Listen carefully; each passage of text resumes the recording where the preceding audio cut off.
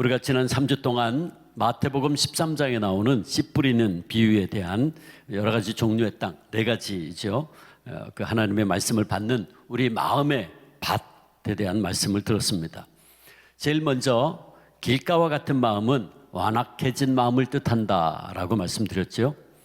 굳은 땅처럼 고집스럽고 닫혀진 교만한 마음입니다.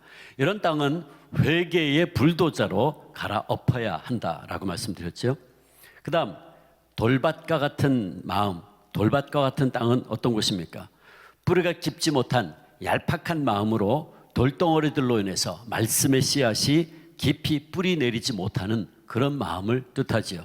이런 마음은 말씀의 방망이가 우리 마음속에 있는 돌덩어리들을 부수어뜨려야 한다고 말씀드렸습니다. 그 다음 세 번째가 가시떨기와 같은 밭이 있다. 이 밭은 세상의 염려와 욕심과 또 유혹에 지나치게 얽매인 마음이라고 말씀드렸습니다. 이 가시떨기를 잘라내기 위해서 우리는 우선순위를 분명히 해서 무엇보다 먼저 그의 나라와 의를 구해야 된다라고 말씀을 드렸습니다. 이제 오늘은 예수님께서 말씀하신 네 번째 마음의 토양, 즉 옥토와 같은 마음의 밭에 대해서 말씀을 나누고자 합니다. 그렇다면 예수님께서 말씀하신 이 옥토와 같은 마음의 밭은 어떤 마음을 뜻하는 것입니까? 옥토란 상식적으로 비옥한 땅을 말하죠. 사람들이 다니면서 밟아서 딱딱해진 길가가 아니고 돌들로 뒤섞인 그런 땅도 아니고 가시떨기와 같은 잡초로 무성한 그런 땅이 아닌 농부가 돌들을 다 솎아내고 온갖 잡초들 다 제거하고 잘 일구어진 땅이고 양분과 수분이 충분한 땅이고 농작물이 잘 자랄 수 있는 햇볕이 잘 들어오는 그런 땅을 말하죠. 이런 곳에 떨어진 씨앗은 당연히 풍성한 열매를 맺게 되겠죠. 이 옥토를 가리켜서 마태, 마가, 누가가 모두가 다 좋은 땅이라고 표현을 했습니다. 이는 씨앗이 자라기에 적합하고 쓸모 있는 땅을 말하죠. 즉 씨앗이 제대로 뿌리를 내리고 열매를 맺을 수 있는 식물 경작에 매우 적합한 땅입니다. 근데 마태와 마가와 누가는 이 옥토와 같은 마음의 토양을 조금씩 다른 단어를 사용해서 설명을 했는데, 먼저 마태는 옥토와 같은 마음은 23절 보면 말씀을 듣고 깨닫는다 그랬어요. 여기 깨닫는다, 쉬니에미라는 말은 두 개의 사물을 하나로 합친다 하는 뜻입니다. 깨닫는다라는 말은 합친다는 거예요. 즉 좋은 땅과 같은 마음을 가진 사람은 그 마음에 떨어진 말씀에 자기의 판단과 생각을 하나로 합쳐서 살아가서 열매를 거두는 사람이다, 그런 뜻입니다. 그 다음에 마가는 말씀을 듣고 받는다 그랬어요. 마태는 듣고 깨닫는다 그랬는데 그 깨닫는다는 것은 합친다라는 거라 그랬어요. 근데 마가는 말씀을 듣고 받는다라고 조금 다르게 표현했어요. 여기 받는다라는 말, 파라톤타이라는 말은 인정한다, 환영한다, 그런 뜻입니다. 그러니까 좋은 땅과 같은 마음을 가진 사람은 말씀을 듣는 데서 그치는 것이 아니라 그 진리를 인정하고 환영해서 깊이 받아들인다, 그런 뜻이죠. 그러므로 이런 마음은 하나님의 말씀을 생명처럼 받아들이고 결코 버리지 않는다, 그런 뜻입니다. 그래서 누가는 이렇게 듣고 깨닫고 마태, 또 듣고 받는 마가의 이 마음을 가리켜서 누가복음 8장 15절에 누가는 이렇게 표현합니다. 착하고 좋은 마음이다, 그렇게 설명을 했어요. 여기 착하다라는 말, 칼레라는 말인데 우리가 늘 사용하는 착하다, 사전적인 의미로 보니까 곱고 어질다, 그런 뜻이에요. 근데 그런 사전적인 뜻이 아니에요. 여기 착하다라는 말은 진리를 수용하는 일에 열심인 태도, 진리를 수용하는 마음을 가리킵니다. 그 다음에 좋다라는 말도 아가도스라는 말인데, 이거 우리가 흔히 쓰는 굿이라는 말이 아니고 무슨 뜻이냐 하면 선하고 유익한 것을 위해서 불필요한 것을 포기할 줄 아는 마음, 태도, 그것을 뜻해요. 그러니까 결국은 조금씩 다르게 다 표현했어요. 그런데 공통점이 있어요. 마태, 마가, 누가가 표현하고 있는 이런 단어들을 종합해 보면 착하고 좋은 마음, 즉 옥토와 같은 마음이란 한마디로 진리를 수용하려는, 진리를 받아들이는 준비된 마음, 열린 마음을 뜻하는 것입니다. 공통적인 수용성을 강조하고 있는 단어들이에요. 그러므로 이런 마음을 가진 사람은 하나님의 말씀의 씨앗이 뿌려질 때에 초대교회 데살로니가 교회 교인들처럼 그 말씀을 하나님께서 내게 주신 말씀으로 잘 수용합니다. 데살로니가 전서 2장 13절 보면 바울이 이렇게 이야기합니다. 우리가 하나님께 끊임없이 감사함은 너희가 우리에게 들은 바 하나님의 말씀을 받을 때, 사도들이 말씀을 전했을 때에 그 말씀을 사람의 말로 받지 아니하고 무엇으로? 하나님의 말씀으로 받음이니 진실로 그러하도다. 즉 옥토와 같은 마음을 가진 사람은 하나님의 말씀이 주어질 때에 그 말씀을 하나님께서 내게 주시는 말씀으로 겸허하게 받아들이고 수용하고 그 말씀에 자신의 생각과 가치 등을 포기해서 순종한다 하는 것입니다. 그래서 결과적으로 30배, 60배, 100배의 열매를 맺게 된다는 겁니다. 자, 오늘 우리가 살펴본 이 누가복음의 표현에 의하면 이 착하고 좋은 마음, 예수님은 착하고 좋은 마음을 가진 사람들이 그 열매 맺는 4가지의 과정이 있다라고 말씀하셨어요. 그건 뭐냐면 듣고, 지키고, 인내하고 마침내 결실하게 되는 과정입니다. 그래서 누가는 이렇게 표현했어요. 누가복음 8장 15절 우리 같이 읽어볼까요? 같이 시작. 좋은 땅에 있다는 것은 착하고 좋은 마음으로 말씀을 듣고 지키어 인내로 결실하는 자니라 그랬어요. 그러니까 옥토가 열매 맺기 위한 첫 번째 과정은 하나님의 말씀을 듣는 것입니다. 근데 여기서 듣는다라고 하는 단어가 아쿠온이란 말인데, 아쿠온, 이 말에서 영어 어쿠스틱이라는 말이 나왔어요. 듣는다. 이 단어는 단지 들려오는 소리를 수동적으로 듣는다는 말이 아니라 이해하고 복종한다 하는 뜻이 있는 단어입니다. 그러니까 착하고 좋은 마음을 가진 사람은 하나님의 말씀을 듣되 경청하는 자세로 듣는다는 거예요. 흔히 커뮤니케이션 이론에서 들음을 2가지로 해석해요. 들음에는 2가지가 있다. 2가지가 있는데 첫째는 그냥 듣기예요. 이걸 히어링이라고 표현합니다. 그냥 듣기. 이거는 내 의지와 상관없이 들려오는 소리를 듣는 걸 말해요. 예를 들어서 우리가 길을 가고 있는데 자동차가 지나가면 자동차 소리가 제 귀에 들려오죠. 우리 귀에 들려와요. 그러니까 우리의 귀에 들려오는 소리를 그냥 듣는 거예요. 그러므로 히어링이라는 말은 나와는 상관없이 듣는 걸 말해요. 그냥 들려오니까 듣는 거예요.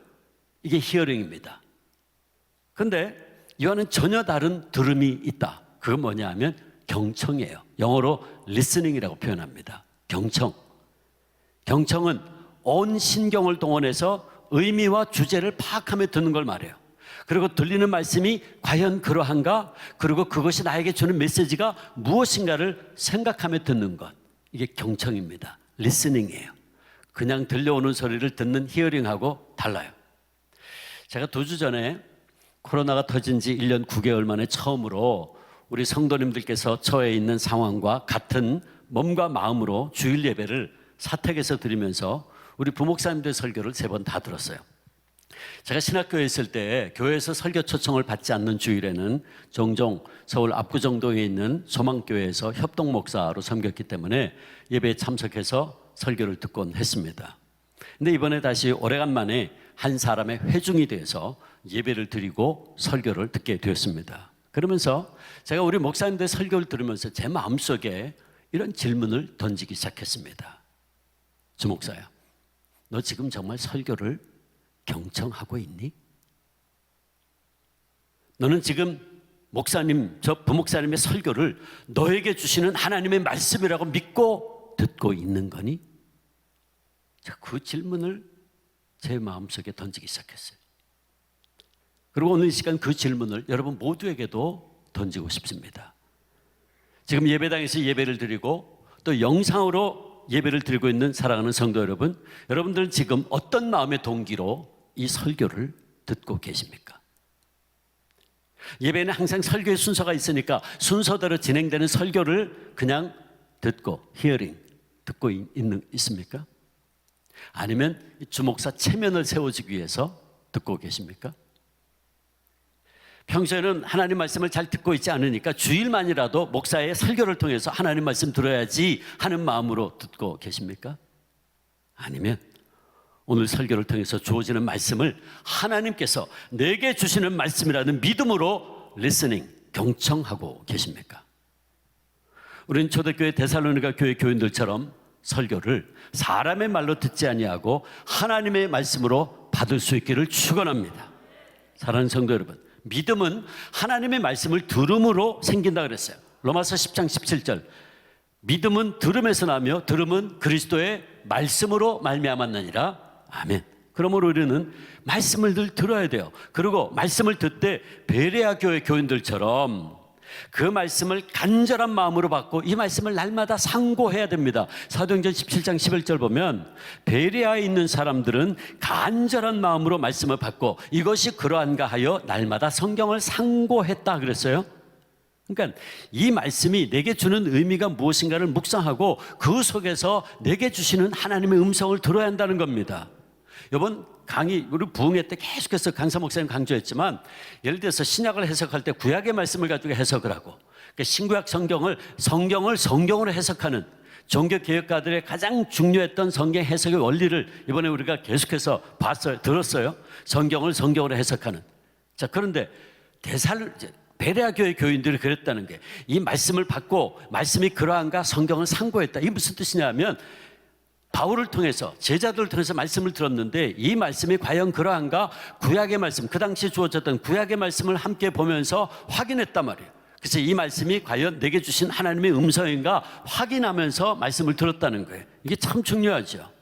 이게 바로 옥토와도 같은 마음의 소유자이고, 바라기는 우리 주 안의 모든 성도님들이 이렇게 옥토와 같은 마음 돼서 하나님의 말씀을 날마다 경청하고 그분의 음성을 통해 나를 향하신 하나님의 뜻을 깨닫게 되기를 축원합니다. 아멘. 그다음 두 번째, 열매 맺는 두 번째 과정은 말씀을 지키는 겁니다. 말씀을 지키는 거예요. 옥토와 같은 마음을 가진 사람은 말씀을 듣는 것에서 그치지 않습니다. 들은 그 말씀을 잘 지킵니다. 우리가 들은 하나님 말씀을 빼앗기지 말고 지켜야 돼요.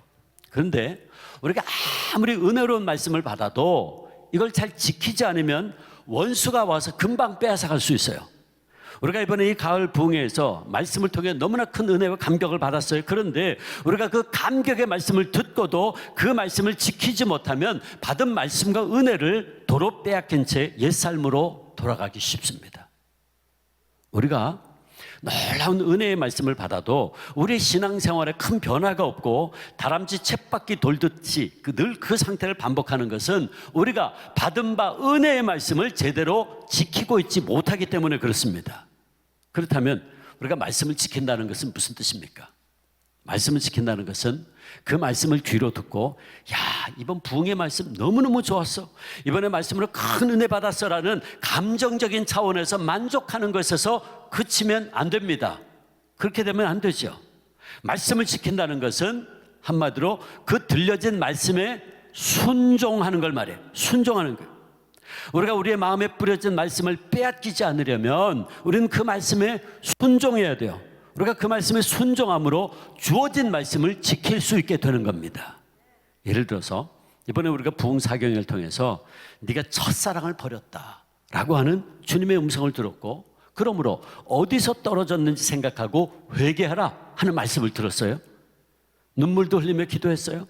자, 그런데 우리가 그렇게 첫사랑을 잃어버린 것에 대한 말씀을 듣고 큰 깨우침을 받았다 할지라도 우리가 그 말씀에 순종해서 실제로 내가 어디서부터 첫사랑을 잃어버리고 길가와 같은 반질반질해진 마음을 가지고 습관적인 신앙생활을 하게 되었는지를 돌아보고 진정 회개하고 돌이키지 않으면 우리는 그 말씀을 지킬 수가 없고 곧 다시 아무런 일도 없었다는 듯이 그렇게 살게 됩니다. 우리 목사님이 얘기했듯이 첫사랑을 잃어버렸음에도 불구하고 너무나 잘 예배하고, 첫사랑을 잃어버렸음에도 불구하고 너무나 잘 봉사하고, 첫사랑을 잃어버렸음에도 불구하고 성산유수로 기도하고 있다는 거예요. 아무 일도 없었다는 듯이 그렇게 될 수 있어요. 그러나 사랑하는 여러분, 우리가 말씀을 지킨다는 것은 마태복음 8장에 나오는 로마의 백부장처럼 예수님 가라고 하면 가고 오라고 하면 오겠습니다. 다만 말씀만 하옵소서 고백하고 온전히 그 말씀에 순종하는 걸 말해요. 그 예수님께서 로마의 백부장 보고 이스라엘의 이만한 믿음을 찾아보지 못했다 그랬어요. 왜? 가면 가라면 가고 오라면 오겠습니다. 말씀만 하옵소서 순종하겠습니다. 그 믿음이에요. 순종하는 믿음. 아브라함처럼 고향과 친척과 아버지의 집을 떠나라 하면 믿음으로 순종해서 떠나는 거, 심지어는 네 사랑하는 독자를 번제물로 바치라고 해도 그 말씀대로 행하고 순종하는 거, 이게 바로 말씀을 지키는 것입니다. 그럴 때 우리에게 열매가 맺히게 된다는 것입니다.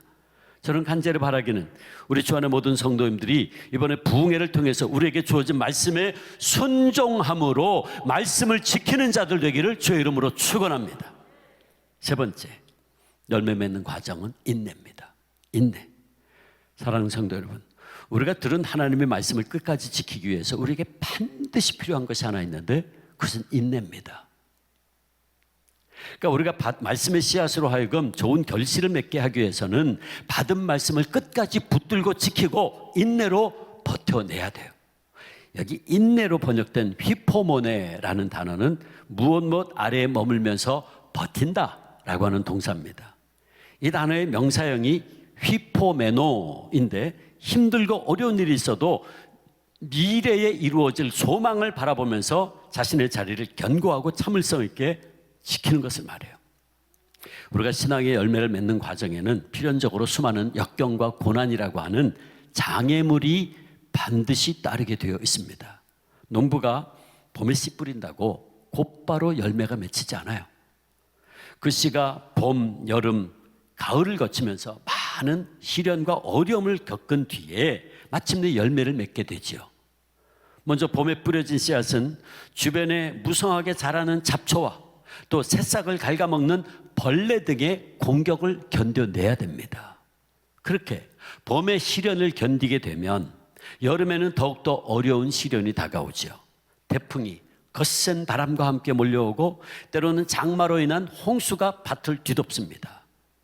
그런가 하면 비가 오지 않아서 가뭄에 뜨거운 태양빛을 견뎌야 하는 시련도 있죠. 그렇게 해서 힘든 여름을 견디어 지나고 나면 이제 마지막 시련이 기다리고 있는데 그것은 가을에 열매를 맺게 되면 익은 곡식과 열매를 따먹으려고 달려드는 새들이 있어요. 결국 봄에 뿌려진 씨앗이 가을에 열매를 맺으려면 이렇게 수많은 역경과 시련이 있는데 이 모든 어려움을 인내로 견뎌내는 씨앗만이 마침내 풍성한 결실을 맺을 수 있습니다. 그런데 그 심령 속에 길가와 같은 딱딱하고 완악한 마음, 상처들이 응어리죠. 그것이 돌덩어리처럼 된 마음, 그리고 마음속에 쓴 뿌리들로 인한 세상적인 가시가 있는 사람들은 이런 고난의 과정을 인내하지 못하고 넘어지고 말죠. 그 마음이 길가와 같이 굳은 사람들은 교만으로 인해서 새들이, 사탄이 뿌리내리지 못한 씨앗을 곧 먹어버리고 말아요. 마음속에 상처로 인한 돌덩어리들이 있는 분들은 섭섭한 말이나 억울한 일을 당하면 그 상처로 인한 분노 때문에 말씀의 씨앗이 깊숙이 뿌리내리지를 못해요. 또 그 안에 가시가 있는 사람도 세상의 염려와 물질력 등으로 인해서 인내하며 넘어져 버리고 인내하지 못하고 넘어져 버리고 말아요. 결국 착하고 좋은 마음밭을 가진 사람만이 이런 여러 가지 시련을 견디고 풍성한 열매를 맺을 수 있죠. 저는 바라기는 우리 주 안의 모든 성도님들의 마음이 이렇게 착하고 좋은 마음밭 되어서 어떤 시련과 역경 가운데서도 끝까지 들은 말씀 붙잡고 지켜서 인내함으로 주님께서 참으로 기뻐하시는 풍성한 열매를 맺을 수 있게 되기를 축원합니다. 이제 여기서 우리가 마지막으로 꼭 생각해야 될 문제가 한 가지 있어요.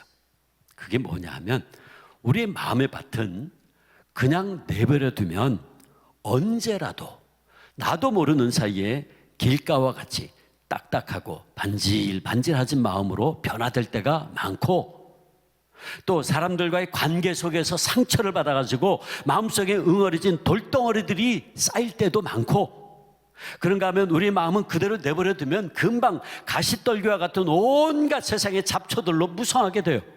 그러므로 우리는 늘 우리의 마음의 묵은 땅을 기경해야 되고 갈아엎어야 돼요. 예레미야 4장 3절 보면 너희 묵은 땅을 갈아야 된다 그랬어요. 갈아엎어야 된다. 자, 그런데 문제는 뭐냐면, 솔직히 문제가 뭐냐면 우리 스스로의 힘으로는 그렇게 우리의 굳어져가는 마음의 밭을 갈아엎어서 착하고 좋은 마음으로 일굴 수가 없다는 거예요. 잘 들으셔야 돼요. 오직 누구만이? 하나님만이. 오직 하나님만이 우리의 마음을 개간해서 말씀을 받아들일 준비를 갖추게 해주실 수 있어요. 어떻게? 하나님 아버지께서요, 성령님의 거듭나게 하시는 사역과 거룩하게 하시는 사역을 통해서 우리의 묵은 마음의 밭을 갈아엎으십니다. 성령님이 우리의 죄에 대해서, 의에 대해서, 세상의 심판에 대해서 책망하신다 그랬어요. 성령님은 우리의 생각을 깨우쳐 진리를 깨닫게 하시고, 고린도전서 2장 10절, 모든 더러운 것에서 우리를 정결하게 하시고, 에스겔서 36장 25절, 또 굳은 마음을 제거하고 부드러운 마음을 주시고, 에스겔서 36장 26절, 우리로 하여금 하나님의 말씀을 지켜 행하게 하시고, 에스겔 36장 27절, 우리의 마음에 하나님의 진리를 새겨주시고, 예레미야 31장 33절, 우리의 마음속에 하나님의 사랑을 부어주십니다. 로마서 5장 5절. 이게 다 성령님이 하신 일이에요. 하나님 말씀이 그렇게 증거하고 있어요. 성령께서 하십니다. 그러므로 우리가 말씀을 잘 받아들여서 열매를 맺을 수 있는 착하고 좋은 마음을 유지하는 것은 전적으로 우리의 마음속에, 우리 심령 속에 내주하시는 성령님의 사역에 달려 있어요. 따라서 우리는 항상 성령님을 온전히 의지해야 됩니다. 시편 51편 10절 말씀, 하나님이여 내 속에 정한 마음을 창조하시고 내 안에 정직한 영을 새롭게 하소서라고 기도했던 다윗처럼 우리가 항상 하나님 앞에 나아가서 성령님의 도우심을 간절히 간구해야 됩니다. 그럴 때 성령님이 우리의 마음속에 회개의 영을 불어넣어 주셔서 우리의 길가와 같은 딱딱한 마음을 회개의 불도자로 싹 다 갈아엎어 주시고, 우리의 마음의 상처로 있는 돌덩어리들을 말씀의 방망이로 다 부수어 주시고, 우리의 마음에 가시와 같은 염려와 물욕과 향락 등 세상의 것들을 성령의 불로 세상의 가시를 다 태워 주셔서 옥토와도 같은 마음의 소유자로 우리를 변화시켜 주신다는 말씀입니다. 아멘. 여기 옥토와 같은 마음으로 하나님 말씀 받고 깨닫고 인내 가운데 말씀을 지켜 순종해서 열매 맺은 한 사람의 이야기가 있습니다. 우리나라에서 가장 성공적인 마케팅 전문가로 꼽히는 조서환, 마케팅 그룹의 조서환 대표입니다. 충청남도의 청량의 한 시골 마을에서 태어난 조서환은 어렸을 때부터 리더십이 남달랐다 그래요. 그는 장교가 되기 위해서 육군 3사관학교에 진학해서 소위로 임관하고 훈련을 받던 중에 수리탄이 터져서 그만 그의 오른팔이 잘려 나가고 맙니다. 그때 그는 세상이 끝난 줄 알았다고 했어요. 그러나 조 대표에게는 믿음의 아내가, 믿음의 여인이 있었습니다. 아내는 연애할 때부터 가난한 시골 출신의 이 사관 생도를 위해서 기도했고, 오른팔이 없는, 아무것도 없는 남자와 결혼하기 위해서 결혼을 극구 반대하는 친정아버지를 설득할 정도로 조서환 대표만을 배우자라고 생각했습니다. 그때 조 대표가 결혼을 하면 교회 다니기로 약속을 했고, 그때 아내와 함께 받은 하나님의 말씀이 있는데 그 말씀이 바로 갈라디아 6장 9절 말씀이었어요. 너희가 선을 행하되 낙심하지 말지니 포기하지 아니하면 때가 이름에 거두리라. 이 약속의 말씀을 받았습니다. 조 대표는 이 말씀을 붙잡고 늘 말씀을 실천하기 위해서 애썼다 그래요. 의수를 차고 다시 대학에 들어가서 왼손만으로 대학 졸업장을 땄습니다. 그리고 취업을 위해서 면접을 보러 다니는데 40년 전에 오른팔이 없는 남자를 뽑아줄 기업이 없었죠. 그래서 계속 면접만 하면 떨어졌습니다. 그가 불구이인 것을 보고 계속 이제 떨어뜨리는 거죠. 그렇게 많이 떨어지던 어느 날 또 면접을 보고 집으로 왔는데 또 떨어졌다는 연락을 받았어요. 낙심을 하고 있었는데 그의 아내가 이야기합니다. 여보, 절대로 포기하면 안 됩니다. 하나님께서 당신과 함께한다는 사실 잊지 마세요. 낙심하지 말지니 포기하지 않으면 때가 이르면 거두리라. 분명히 주님 말씀하셨잖아요. 그 말씀을 다시 한번 되새깁니다. 그래서 그가 그 말씀 붙잡고요, 마지막 면접을 했던 회사에 찾아가서 인사 담당자에 가서 이렇게 큰 소리를 쳤다 그래요. 사람이 오른손만 가지고 일을 합니까? 일은 머리와 가슴으로 하는 거 아닌가요? 저는 누구보다 명석한 머리와 건강한 마음이 있습니다. 그랬다는 거예요. 근데 그 이야기가 회사의 회장에게 전해졌어요. 그랬더니 회장이 그런 당당한 사람은 우리가 거둬야 된다. 그래서 그를 뽑았어요. 이 회사가 애경그룹의 전신이었던 애경유지입니다. 이곳에서 마케팅 부서의 배치를 받아서 일하기 시작한 조소환 대표는 입사 이후에 우리가 잘 아는 럭스, 비놀리아 등의 비누와 하나로 샴푸를 성공시켜서 30대에 임원이 됐어요. 40대는 016, 지금은 없어졌지만 016 서비스를 하던 KTF에서 마케팅 담당 부사장이 되었고, 50대는 전 세계 80개국을 상대하던 화장품 회사 세라젬의 중국 법인 CEO가 돼서 중국에서만 매출 10조를 달성하기도 했습니다. 조선 대표가 이렇게 고백합니다. 저는 오른손이 없어졌을 때 인생이 끝난 줄 알았습니다. 손이 없어서 아무것도 할 수 없고 사람들이 싫어할 것이라고 여겼습니다. 그러나 하나님은 믿음의 아내를 통해 저에게 말씀을 주셨습니다. 제게는 아내의 말을 경청하는 은혜를 주셨습니다. 제가 아내의 말을 그냥 한낱 아녀자의 말로 여겼으면 오늘의 저는 없었을 겁니다. 또 하나님은 저에게 믿음으로 인내하고 절대 포기하지 않는 믿음을 주셨습니다. 남이 볼 때 저는 불행한 인생이지만 저는 누구보다 많은 열매를 남긴 귀한 인생을 살 수 있었습니다. 그가 말씀을 붙잡고 끝까지 인내하며 나갈 때 하나님께서 많은 열매를 맺을 수 있게 역사해 주셨습니다. 그렇습니다. 사랑하는 성도 여러분, 우리가 옥토와 같은 마음으로 하나님 말씀 받고 깨달아 어떤 시련과 역경 가운데서도 인내하고 말씀을 끝까지 지키면, 말씀에 순종하면 하나님께서 우리의 삶에도 조소환 대표와 같은 많은 열매를 맺게 역사하실 줄 믿습니다. 사랑하는 성도 여러분, 우리는 지금 결실의 계절을 맞이하고 있습니다. 이 결실의 계절에 우리 모두 이번 부흥회를 통해 주신 말씀의 풍성한 열매를 맺을 수 있기를 원합니다. 특별히 오늘 지난 2년 동안 코로나 때문에 하지 못했던 예수사랑 큰잔치 선포 주일입니다. 그러므로 우리 모두 이번 예수사랑 큰잔치 기간 동안에 디모데후서 4장 2절 너는 말씀을 전파하라, 때를 얻든지 못 얻든지 항상 힘쓰라는 이 말씀, 베드로전서 3장 15절에 너의 마음에 그리스도를 주로 삼아 거룩하게 하고 너희 속에 있는 소망에 관한 이유를 묻는 자에게 대답할 것을 항상 준비하라 하는 이 주님의 말씀에 순종해서 예수 그리스도의 십자가의 복음을 천하보다도 귀한 한 영혼에게 전해서 전도의 열매를, 증거의 열매를 맺을 수 있기를 원합니다. 바라기는 우리 주 안의 모든 성도님들의 마음이 성령님의 역사로 착하고 좋은 마음의 소유자들 되어 30배, 60배, 100배의 결실을 맺어 하나님께 영광을 돌리는 우리가 될 수 있기를 축원합니다. 특별히 올해가 다가기 전에 우리 모두 천하보다도 귀한 한 영혼 주님께 인도해서 하나님의 가장 기뻐하시는 한 영혼이 돌아올 때 천국에서 잔치가 벌어진다 그랬어요. 한 영혼, 하나님의 가장 기뻐하는 그 생명의 열매를 맺을 수 있기를 주님의 이름으로 축원합니다.